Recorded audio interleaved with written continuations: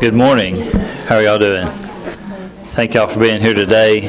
Before we get started, I have one very special announcement to share with y'all that tomorrow night we're having our next installment of the Helen Foster Lecture Series, and we're welcoming Peter Guralnick.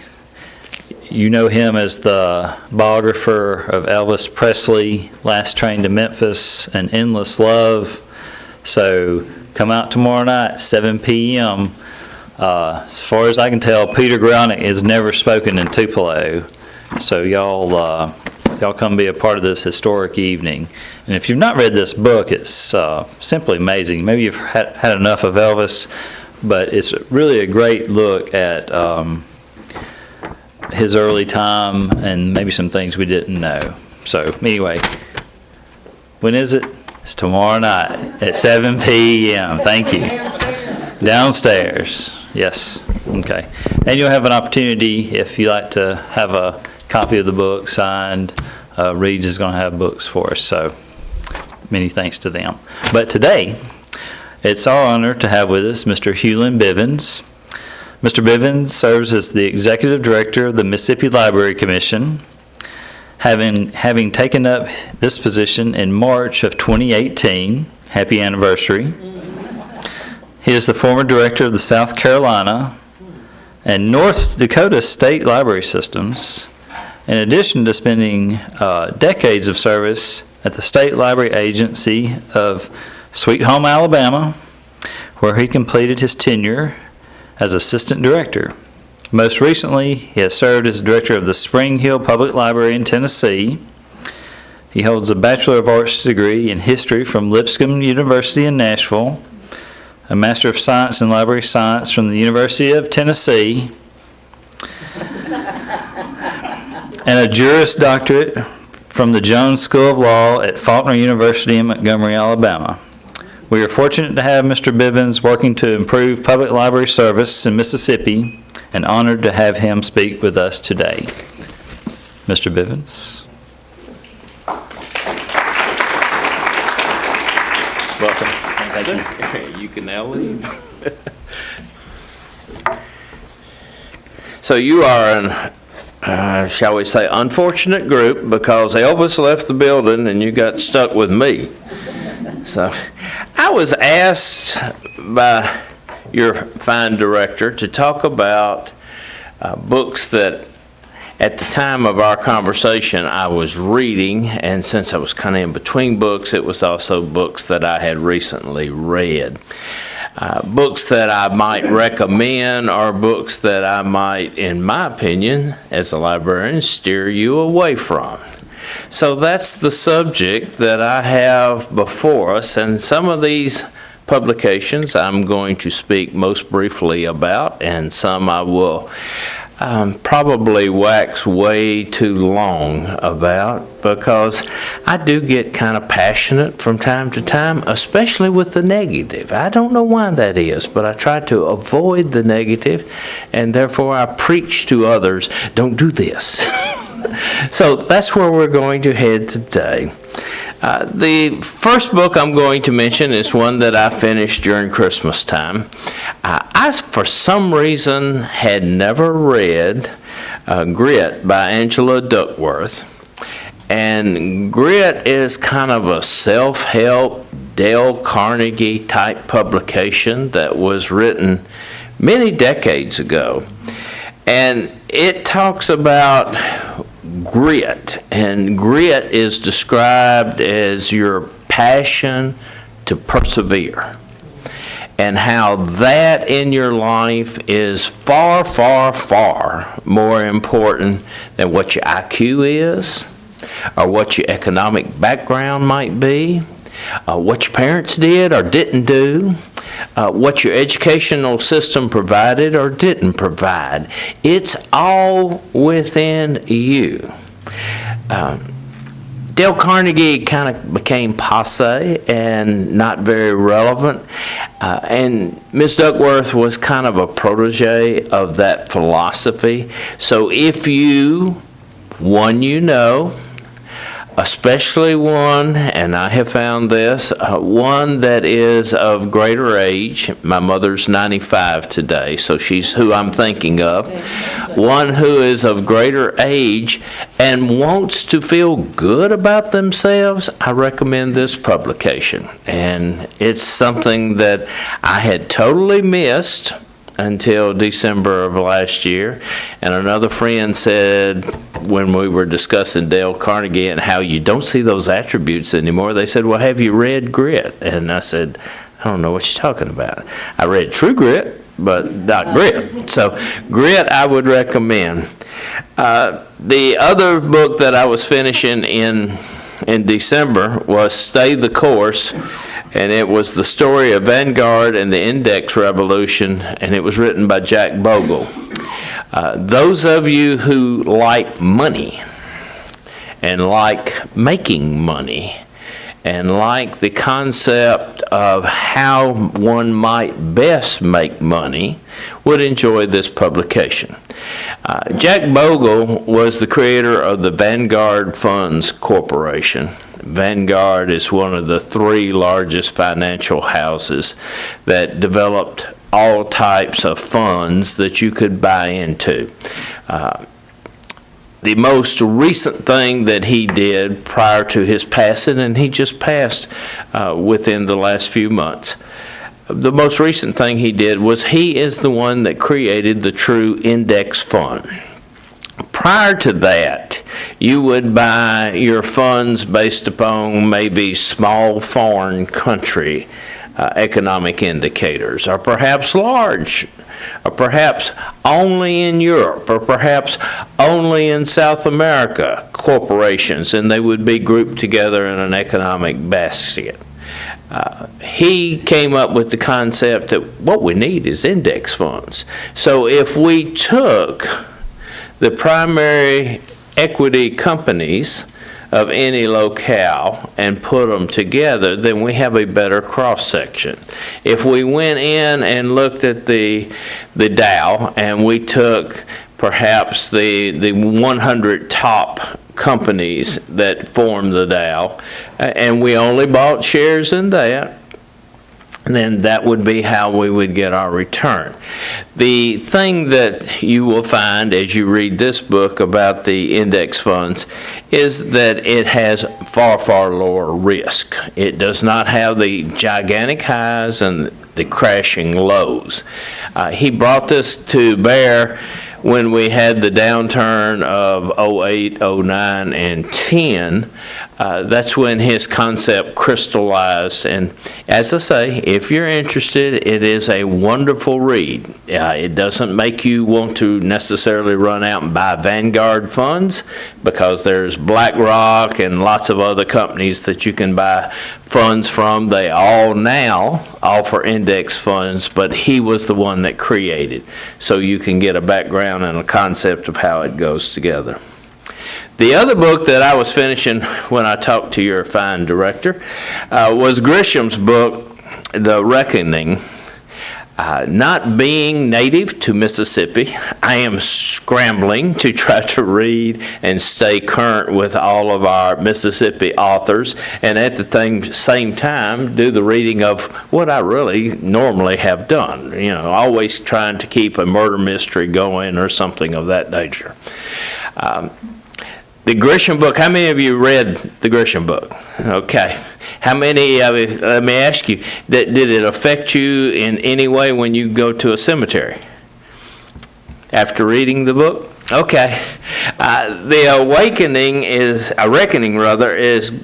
is really told in 3 parts, I have decided, because I kept trying to join them together, and frankly, I had a little problem with that. So it's really kind of 3, but it deals with a relationship between a man and his wife, and a discovery made with regard to the fidelity of that relationship, and others that might be involved in that fidelity issue, and how that might be viewed if the knowledge was known prior to a death or after a death. And since there's only apparently 2 of you that have read this, I'm going to leave it right there, because Grisham is so popular in Mississippi, and I know that you'll want to read this. I will say this about Grisham. Some of his books, for me, are mail-in books. They're not high quality. Several of his books are really high quality. I don't think he'll ever duplicate anything better than The Firm. Now that's me, as far as carrying a story all the way through. But this one is pretty good, and because it's broken into 3 parts, it's going to really give you a lot of thought. An opportunity to discuss this with your friends. If you're in a book club, I would kind of, we need to do this, push them a little bit and get that on the list. When I was contacted, what I was reading in my nonfiction group was a 1687 publication of Sir Isaac Newton's The Principia of Mathematics and Natural Philosophy.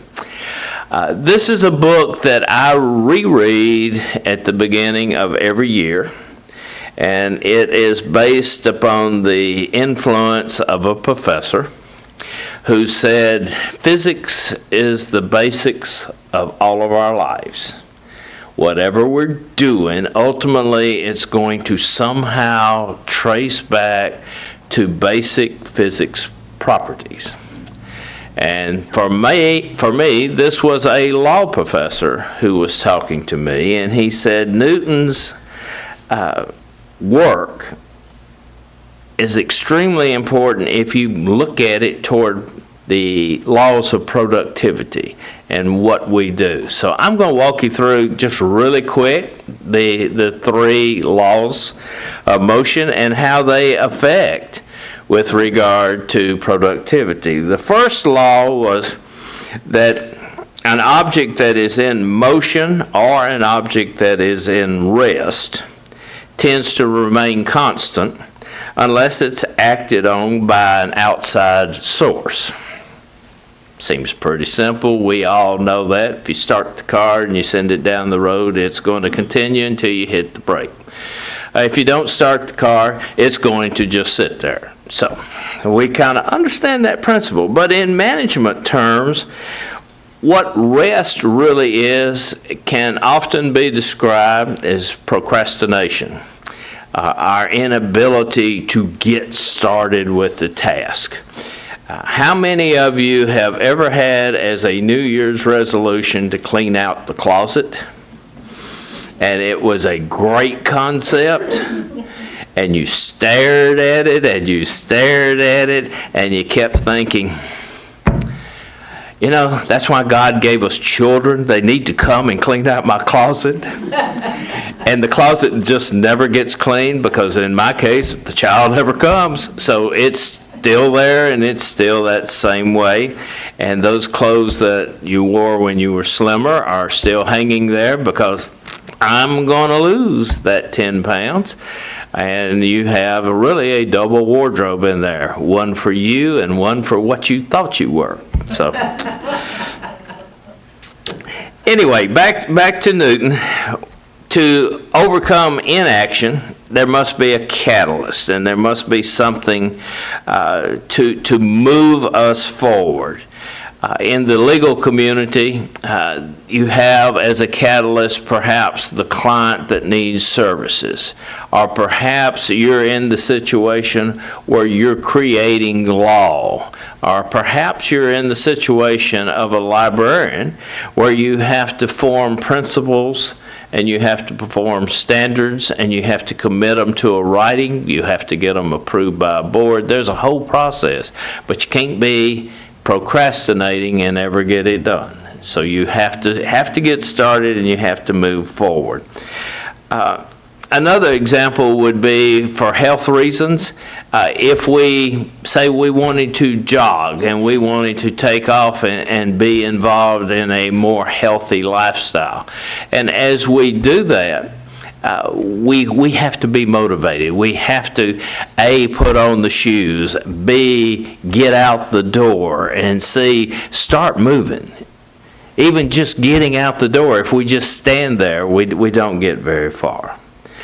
The second law is the most complicated and not necessarily easier said, but the second law says that the vector sum of all forces of an object is equal to the mass of that object multiplied by the acceleration vector of the object. Everybody clear on that one? Okay, let's break her down. As I translate it, what the second law of Newton says is that the object moving in a particular direction will move there based upon the amount of force that is put on it, and that is what will accomplish action. So to get things successfully done, it may depend upon how hard we're willing to work. As we work hard, we make decisions as to what we shall accomplish. I'll give you an example. You are a student and you complete a degree in engineering. And that's a wonderful beginning point. But as you move forward, you're going to determine what you want to be.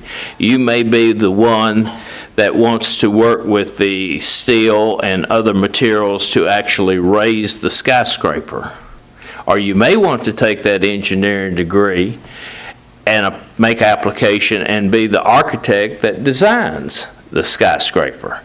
In either case, you're moving forward, but you have to move in a direction, and that direction that you move into is going to personify who you are, what you are, and how you're viewed by your community. The third law of Newton was one's mass exerts a force on the second, and the second mass shall respond. So this is probably, as was described to me by the professor, dealing with productivity and efficiency. How that you will have to have a reaction to what you do. If you get out in life and you are an advocate for any cause, whether it's church, whether it's education, whether it's political improvement, whether it's analysis of need in a community, whether it's supporting your local public library. You got to get involved, and there's going to be pushback. We have to understand. Pushback is okay. It gives you an opportunity to discuss those real issues that are of value to you. If there's no pushback, and everybody just agrees, how do you know that you're really making an accomplishment? You may be doing nothing more than explaining or restating what everybody already knows is right. We don't have to have that as an ongoing. What we want is to be able to have the interchange and have the conversation. So that was my non-fiction. Okay.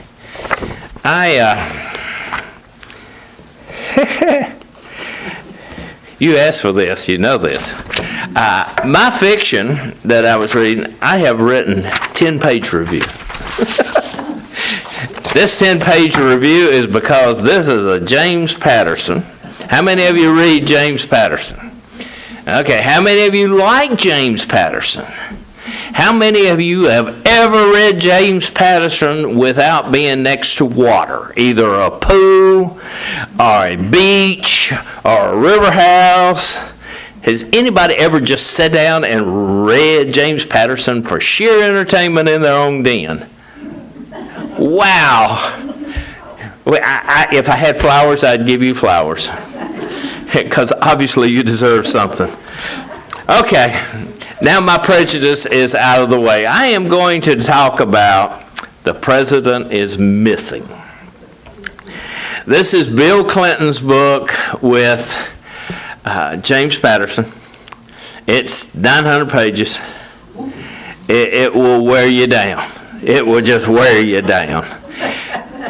And if you're not a Patterson fan, but you've read enough Patterson to know the basics of how he operates, this one's going to wear you down more than any other. Patterson is one of the most successful popular authors around. I don't deny it. There's not a public library in this state that won't have at least 6 of his titles. And I think he has had something in the neighborhood of 60 plus bestsellers in his career. James Patterson doesn't write anymore. That's just kind of, let's get to the bottom line. Almost every story is going to have the same kind of mutual thread running through it. And then he has taken to doing other authors with him, and they are putting flesh on this basic thread so that you get something new, something a little different, and something that will allow you to remember going to the beach in 2019 was different from going in 2018. That's what it is. So please bear with me. I am going to talk to you about The President as Mentioned. Anybody read it? It's the only book of his I've read. Oh, bless you. Okay. Here we go. When we get through, you're either going to rush. Do you have it, multiple copies? Okay. You're either going to rush downstairs and check it out, or you're going to, I'm through with that one. Okay, moving on. All right. See what's new with Grisham and Baldacci, but we'll move on. Okay.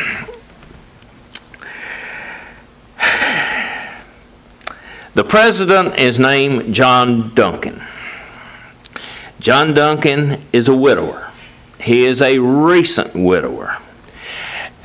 He is a former governor of North Carolina who has some baggage in his background with regard to not being real attentive to the needs of the state of North Carolina. Okay. Segue. That part of the book is probably from Clinton. If you know your history, you know it wasn't but about 15 years ago that the state of South Carolina, not North Carolina, had a governor that was never available because he was never in the state of South Carolina. He was in Brazil with his girlfriend while the First Lady was in Columbia, South Carolina, the state capital. This is Clinton taking that information and sticking it with the thread line that Patterson's going to have. This president, John Duncan, has one child. It is a daughter. As the child is described, it sounds a whole lot like an adult Chelsea, but it doesn't have the name of Chelsea. But you're going to find that the daughter is adored by the president, and the president feels very close to her, and she reciprocates in an emotional bond with her father. They are really tight. In the course of this novel, we're going to have this relationship pop up over and over. This is not a new story. In 1995, there was a movie out called The American President that starred Michael Douglas. Michael Douglas was a single president who had lost his wife, and he had one daughter that he was trying to raise in the White House. This is all the same thing. So I'm saying to you, it surely appears that James Patterson watched the movie with Michael Douglas, because you're going to see a lot of that coming in here. Just as surely as the president in the Rob Reiner movie had sickness, then when Rob Reiner produced The West Wing, the original first year of The West Wing, and we had a president then, Martin Sheen, who had a health problem. Well, John Duncan has a health problem too. His blood won't clot. So we have to be careful who touches him and what he touches, and keep him as safe and out of harm. But there's a problem. John Duncan is probably going to be impeached.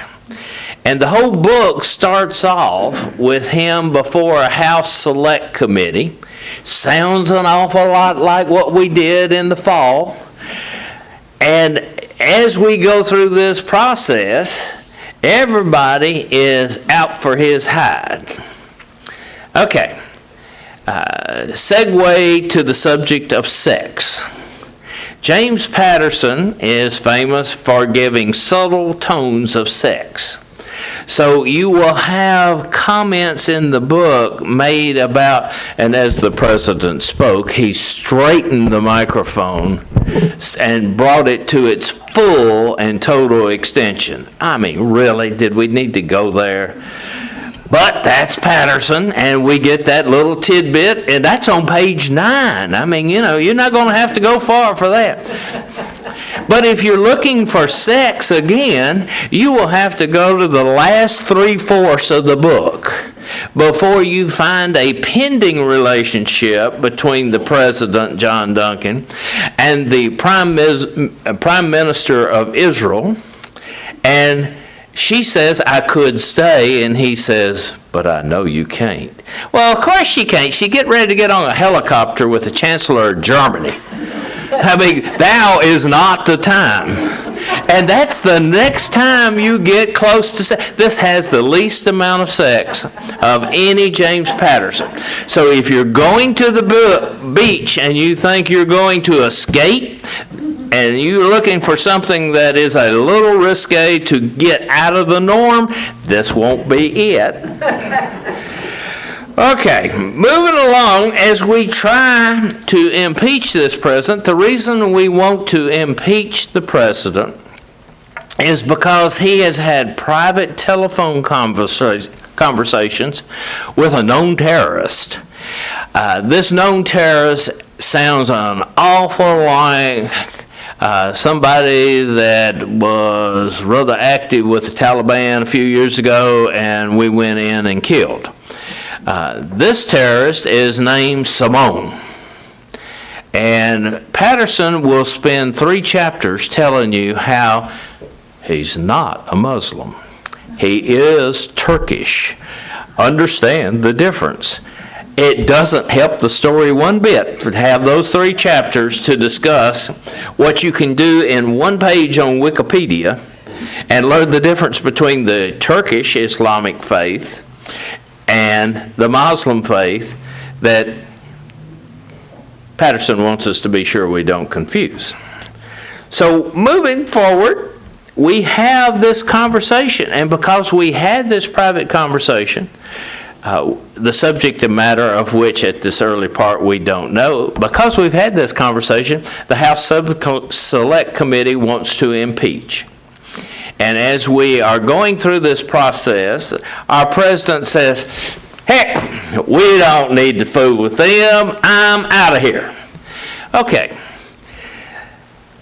He takes the tunnels out from under the Capitol building, emerges into a parking lot at the Treasury, gets in a car, puts on a baseball cap, puts on eyeglasses, and a fake mustache. And all of a sudden, we're to believe that nobody recognizes this guy. And he goes to the baseball game. The sitting president of the United States, according to James Patterson, has all of a sudden been able to elude all of the Secret Service, all of the people that are around the president on any given day, emerge into a parking lot, put on only a baseball cap, eyeglasses, and a fake piece of hair, and all of a sudden, nobody's going to recognize him. And then we get to the baseball game, and we have a commercial in James Patterson's book, because the president I gotta have a bud. Nothing will do like a bud will do. We have a commercial for Budweiser. It's not a Miller. It's not a Corona. It's not Coors. It's gotta be a Bud. So what can we say? After the game, we're going to have a very emotional meeting that takes place between the daughter, who really is concerned about her father, and what he is going to do, because he has determined that there is a terrorist threat. You're probably wondering how he determined that. I am as well. We omitted that part. We just take the leap of faith and we have a terrorist threat. And the way they're going to now get at all of us is they're going to control the internet. How many of you remember Al Gore saying he created the internet? It's Al Gore that's all of a sudden speaking to us in the book. So I'm guessing Bill Clinton at least got a note card from Al that said, this is the way it goes. So all of a sudden we have these terrorists, and they're going to put fuzzy screens out there. If you boot up your computer, you're going to get nothing but fuzzy screens. And when the fuzzy screen appears, what you're getting is a virus. And this virus is somehow, magically, going to interconnect with the electrical system of your home, and then interconnect with the electrical system of your community. And we're going to be totally taken over. And they're then going to sell us as if we are a commodity, a using commodity. Does this sound like maybe we're a consumer country here? But they're going to sell us to Russia. And then Russia's going to be in charge of our economy. And I'm thinking, like, didn't we just have an election where we talked about Russia trying to influence our economy? But, let's not let real history get into the way of Mr. Patterson. As we go along, we're going to also discover there is out there an assassin. And the assassin is employed by somebody we don't know. And we don't know until we get almost to the end of the book. The assassin is a lady. Her name is only known as Bach, because in her little iPod and earplugs, she's always playing the music of Bach. She is a 100% success ratio. She has killed generals. She has killed prime ministers. She has killed economic leaders, corporate leaders, all of these people. She has never missed a target. And she's now been employed to hunt down the president. Okay, let me be sure that all of you are with us. We have the president hiding out on his own with nobody knowing who he is. We have a terrorist that he has talked to, and that terrorist plan is basically to take over the internet. And now we have an assassin employed by somebody we don't know, whose task is to kill the president. So as we are moving forward now, we need to somehow continue to put this together, because Patterson suggests that, there's a lot of people that don't even know the president is missing yet. So what if he hadn't been seen for a few days? Well, we can get along without a president anyway. I mean, we don't need him every day. Okay. You're going to get about 5 chapters worth. That's going to sound like another movie. You remember I talked to you about American President? Well, there was a movie by Kevin Kline starred in called Dave, where the president just walks off. And that's what we have here. And we're going to have the suggestion that nobody's missing him. This is just like, okay, fine. The Secret Service, all of a sudden, about 2/3 of the way, is going to all of a sudden say, we need to find the president. You think? So as we continue to run along, we then have talks that are beginning with the president in secrecy, and then he eventually decides, well, I can't get all this done being in secret. So he all of a sudden is in Europe, and that's where he is all of a sudden with the Prime Minister of Israel. And she's pretty shrewd in the book. You will like her. The German Chancellor, they have a lady right now. This guy sounds just like her, except he's a guy.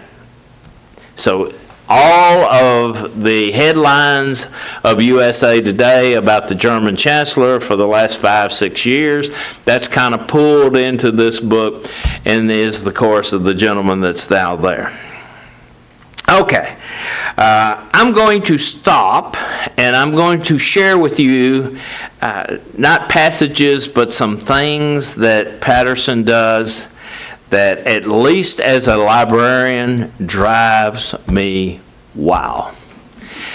And since I was asked to come and do this, and this was the book that I was just starting at the time, it's your fault for you timing it the way you did. So I decided I know he's going to do this, so I am going to write down as I go through mixing metaphors that I can find. So, here are some that Patterson has in this book. She had to bite her tongue and accept her place as a second fiddle. Okay, what does that mean? Another one. The sorrowful, deer-in-the-headlight look is long gone. The gloves have come off. They don't go together, folks. But this is Patterson. The stealthiness of the assassin was seen seeking a forest perch from which to shoot.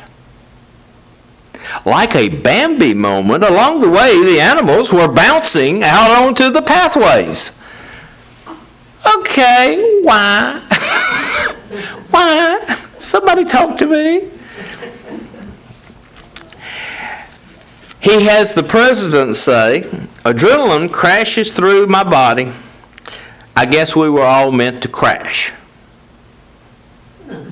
Okay, moving right along.